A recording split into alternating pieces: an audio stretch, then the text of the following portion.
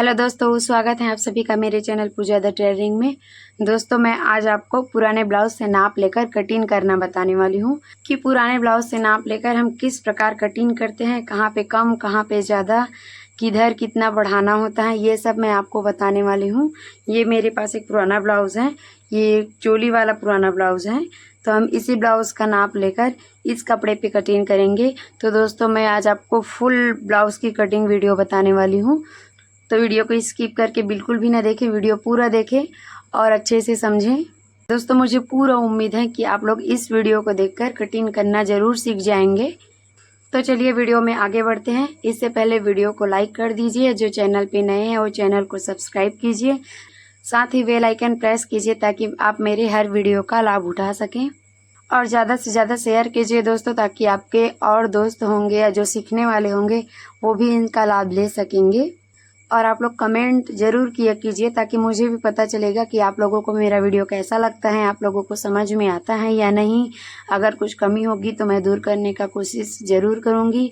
तो चलिए देखिए, ये पुराना ब्लाउज़ है तो इस पर हमें नाप लेना है। तो नाप लेने के लिए सबसे पहले ये मैंने पूरे बटन को इस तरह से अच्छे से लगा लिया है और इनको बिल्कुल ही बराबर रखा है सभी साइड से। तो सबसे पहले हम सीना का नाप लेते हैं। तो अगर आप चाहें तो पूरे ब्लाउज़ का नाप लेकर कहीं पे लिख के रख सकते हैं, और नहीं तो नाप लेकर तुरंत कटिंग भी कर सकते हैं। तो देखिए, सबसे पहले सीना का नाप लेते हैं। तो सीना यहाँ पे देख सकते हैं आप 16 इंच है। इसके बाद लंबाई नाप लेना है। तो लंबाई आप लोग देखिए, ये 13 इंच है ब्लाउज़ की लंबाई। इसके बाद कमर लेना है। तो कमर का नाप लेंगे तो ये है 14.25 इंच कमर का नाप है इसका। तो चलिए ब्लाउज़ को हटा देते हैं, मैं साथ साथ आप लोगों को कटिंग करना भी बताने वाली हूँ। तो ये ब्लाउज़ है, अब हम इसमें कटिंग करेंगे। तो इसको मैंने इस तरह से 2 पट रख लिया है और यहाँ पे आप लोगों को अच्छे से इस तरह से क्रीज लगा देना है। और सबसे पहले हम सामने पल्ला कटिंग करेंगे। तो 2 पट रख के एक साइड को हमें बराबर करना होता है इस तरह से। दोस्तों, मैं आप लोगों का ज़्यादा समय वेस्ट नहीं करूँगी, तो चलिए हम लोग फटाफट इस वीडियो को आगे बढ़ाते हैं। तो सबसे पहले हमें लंबाई नापना होता है। तो हमने लंबाई में देखा कि लंबाई 13 इंच है ब्लाउज़ का, तो यहाँ पे 13 इंच पे निशान लगाना है। उसके बाद ये कटोरी वाला ब्लाउज़ है और सामने पल्ला है, तो हम इसमें 2 इंच एक्स्ट्रा देते हैं मार्जिन के लिए। इस तरह से यहाँ पे पूरे 15 इंच की लंबाई लेंगे और उसके बाद इस लाइन को मिलाना है। इसके बाद सीना नापते हैं। तो सीना हमने 16 इंच नापा है, तो 16 का आधा लेंगे तो 8 इंच यहाँ पे, और 1 इंच मार्जिन लेते हैं। कटोरी ब्लाउज में हमेशा 1 इंच ही मार्जिन लेते हैं, तो ये 9 इंच हो जाएगा। दोस्तों, ये हमने ब्रैकेट बना लिए हैं। अगर आप चाहते हैं तो इतना को अलग कर सकते हैं या फिर आप साथ में रखे रखे भी कटिंग कर सकते हैं। दोस्तों, इसके बाद हम इसका शोल्डर नापेंगे। तो शोल्डर यहाँ पे आप देखिए 2.25 इंच है। इसके बाद आपको गला नापना है। तो गले के लिए आप इस तरह से टेप को अच्छे से रखिए। उसके बाद इस तरह से आप मिलाकर देख सकते हैं, तो ये 5.5 इंच पे आ रहा है इसका गला। और आर्म होल नापना है। तो आर्म होल के लिए टेप को इस तरह से रखना है और यहाँ पे देखिए आप 5.25 इंच पे आर्म होल आ रहा है। तो आर्म होल और गला के लिए हम सेम नाप लेते हैं। अब इसके बाद चोली नाप लेना है। तो चोली यहाँ पे है 4.5। दोस्तों, मैंने आपको पहले भी बोला है, आप चाहे तो नाप को कहीं पे लिख के रख सकते हैं या फिर याद कर सकते हैं। तो चलिए इतना नाप ले लिया है, अब हम आगे की कटिंग कर सकते हैं। तो देखिए, सबसे पहले हम यहाँ पे गले के लिए 2 इंच छोड़ते हैं। इसके बाद शोल्डर 2.25 इंच है, तो 2.25 इंच पे निशान लगाइए और हम इसमें 1.25 इंच मार्जिन के लिए देते हैं।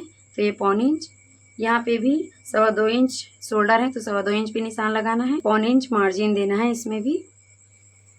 अब यहाँ पे हमने आर्म होल 5.25 इंच नापा है, तो 5.25 इंच पे ही निशान लगाएंगे। और गले की गहराई 5.5 इंच नापा है, तो 5.5 इंच लेंगे इस तरह से। अब आप पहले इतने लाइन को मिला लीजिए और यहाँ पे आधा इंच और गले में डीप देते हैं।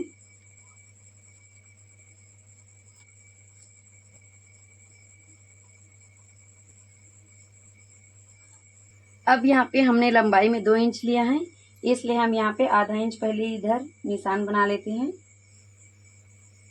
आधा इंच पे। इसके बाद यहाँ से 3 इंच पे निशान लगाते हैं, या फिर आप इस लाइन को ना बनाकर डायरेक्ट 3.5 इंच पे निशान लगा सकते हैं। और इसको तिरछी लाइन बनाना है इस तरह से। अब हम इसी लाइन में चोली के लिए कट करेंगे। तो चोली 4.5 इंच है, तो आपको 4.5 इंच पे ही निशान लगाना है। अब इन सभी की गोलाई बना लेनी है। तो चलिए गले की गोलाई, सामने आर्म होल के लिए 1 इंच पे निशान लगाना है इस तरह से।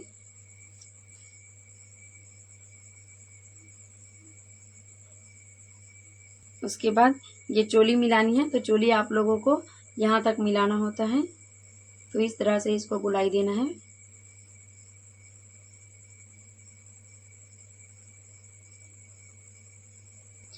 तो अब आप इसे कटिंग कर सकते हैं, जैसा लाइन बनाया है वैसा ही कटिंग करना है। दोस्तों यहाँ पे मैंने कमर के लिए अलग से नहीं नापा है, क्योंकि हम सिलाई के समय कमर नापते हैं तो उस टाइम जो बचा कपड़ा होता है वो एडजस्ट हो जाता है, इसलिए यहाँ पे अलग से नापने की ज़रूरत नहीं पड़ती है।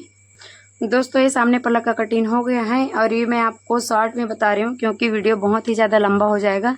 तो हम पीछे के लिए नापेंगे। अब दोस्तों यहाँ पे कपड़े को मैंने 2 फोल्ड करके रखा है, तो हमें पीछे पल्ला निकालना है। तो पीछे पल्ले के लिए सबसे पहले हम लंबाई लेंगे। तो सामने पल्ले में लंबाई हमने 13 इंच लिया है, तो यहाँ पे भी 13 इंच लेना है। उसके बाद इसमें 1 इंच मार्जिन देना है। तो यहाँ से भी आपको 14 इंच नाप लेना है सीधा। उसके बाद ये लाइन बना लीजिए। अब यहाँ पे आपको पहले तो यहाँ से 2 इंच देना है गले के लिए, जैसा कि हमने सामने पल्ले में दिया है। यहाँ पे भी एक बार नाप लेना है। इसके बाद शोल्डर 2.25 इंच है, तो यहाँ पे 2.25 इंच पे निशान लगाना है और इसमें 1.25 इंच एक्स्ट्रा देना है। तो ये टोटल 3 इंच हो जाएगा। यहाँ पे भी 3 इंच पे निशान लगाना है, और आर्म 5.25 है, तो 5.25 इंच पे निशान लगाना है। इसके बाद हमें गले की डीप लेना है, पीछे गले का। तो यहाँ पे आप देख सकते हैं इस तरह से टेप को रखना है, और ये पीछे गले का डीप 7.25 इंच आ रहा है, तो हमें 7.25 ही लेना है। तो चलिए यहाँ पे 7.25 इंच निशान लगाना है। अब इसको मिला लेना है, और आधा इंच और डीप देना है गले के लिए।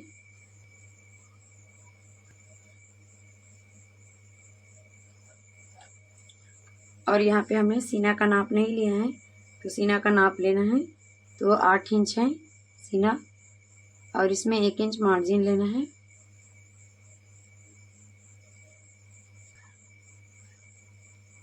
अब यहाँ पे 1 इंच पे सामने आर्म होल की गोलाई देनी है।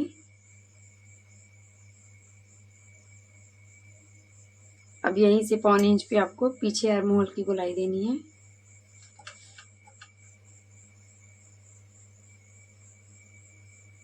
इस तरह से हमने पीछे पल्ला का भी लाइनिंग कर लिया है। अब हम इसे कटिंग कर लेते हैं। इस तरह से हमने पीछे पल्ला का भी कटिंग कर लिया है। अब हमें आस्तीन निकालना है, तो आस्तीन के लिए सबसे पहले कपड़े को इस तरह से 2 फोल्ड कर लेना है। उसके बाद इसको क्रीज लगा के 4 फोल्ड करना है इस तरह से।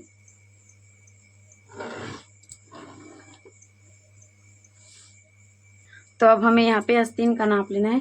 तो आप इस तरह से पहले अच्छे से पकड़कर आस्तीन का नाप लीजिए। तो यहाँ पे देख सकते हैं आस्तीन 6.25 इंच है, और उसके बाद मोहरी नाप लेना है। तो इसका मोहरी 4.5 इंच है। तो यहाँ पे आस्तीन 6.25 इंच है, तो आप पहले 6.25 इंच पे इस तरह से निशान लगाइए, जितना है उतना आस्तीन। उसके बाद हम 1 इंच इसमें मार्जिन लेंगे, क्योंकि आधा इंच जब हम आस्तीन पकड़ेंगे तब लेंगे, आधा इंच इस साइड अस्तर फिटिंग करते समय पकड़ेंगे।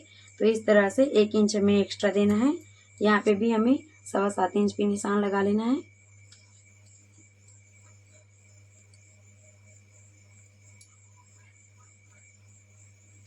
अब इसके बाद हमें आस्तीन की मोहरी निकालनी है। तो आस्तीन की मोहरी 4.5 इंच है, तो आप इसमें 2 इंच एक्स्ट्रा दे दीजिए इस तरह से। अब यहाँ से आपको 3 इंच कम करना है, क्योंकि मैंने पहले ही बताया है कि जब आस्तीन 5 या 5 इंच से अधिक हो तो आपको इस साइड से 3 इंच कम करना होता है इस तरह से। अब हमें इसकी आर्म होल गोलाई निकालनी है। तो दोस्तों आर्म होल गोलाई निकालने के लिए हम यहाँ पे सामने पल्ले की आर्म होल की गोलाई की नाप लेते हैं। तो आप देखिए यहाँ पे सामने पल्ले का आर्म होल की गोलाई इस तरह से नापते हैं।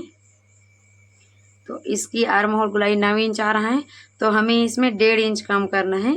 तो ये 7.5 इंच होगा। तो हमें यहाँ पे 7.5 इंच लेना है इस तरह से। अब यहीं से आप आस्तीन का शेप बना सकते हैं।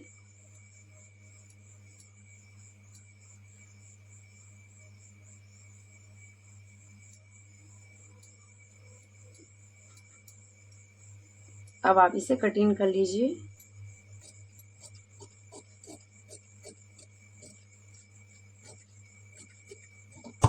अब यहाँ पे एक टक लगा देना है। इसके बाद सामने पल्ले के लिए हमें आधा इंच कम करना है इस तरह से।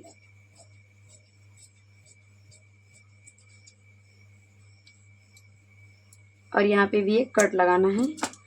हमें सिर्फ 2 पल्ले का ही कटिंग करना है, क्योंकि ये 2 पल्ला पीछे के लिए है और ये 2 पल्ला सामने के लिए है।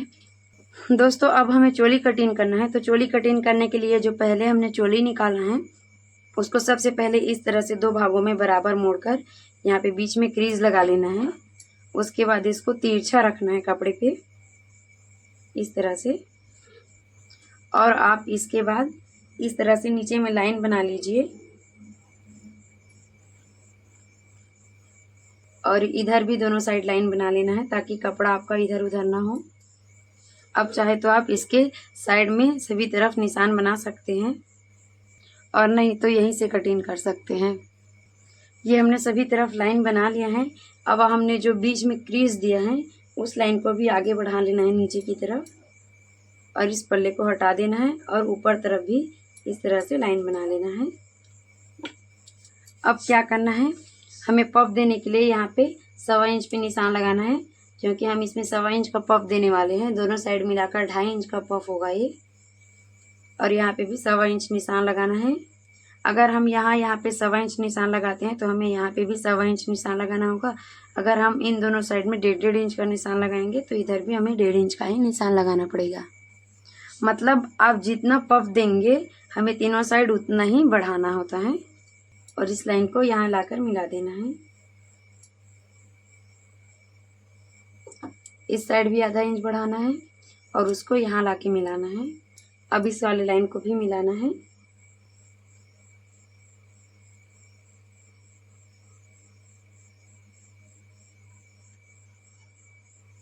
आपको ये वाला भी लाइन चेक करना है।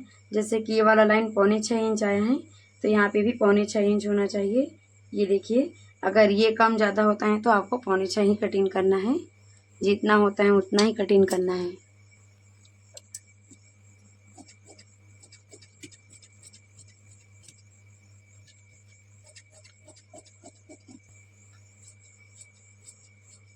अब इसके बाद आपको यहाँ से हमने 1.25 इंच पफ दिया है तो यहाँ पे भी 1.25 इंच पे निशान लगाना है इस तरह से।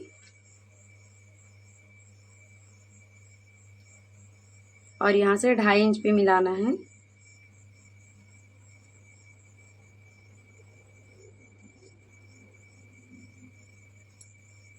और आपको इसी प्रकार चोली की सिलाई करनी है। तो दोस्तों आज आपने सीखा कि चोली कट ब्लाउज को ब्लाउज से नाप लेकर किस प्रकार से कटिंग किया जाता है और हमने ये पूरी ब्लाउज कटिंग कर ली है। तो दोस्तों अगर आपको वीडियो पसंद आया हो तो प्लीज़ वीडियो को लाइक कीजिए। जो चैनल पे नए हैं वो चैनल को सब्सक्राइब कीजिए और ज़्यादा से ज़्यादा शेयर कीजिए। साथ ही कमेंट भी कीजिए कि आपको यह वीडियो कैसा लगा। तो दोस्तों मिलते हैं इसी तरह की और भी इंटरेस्टिंग वीडियो के साथ। तब तक के लिए धन्यवाद।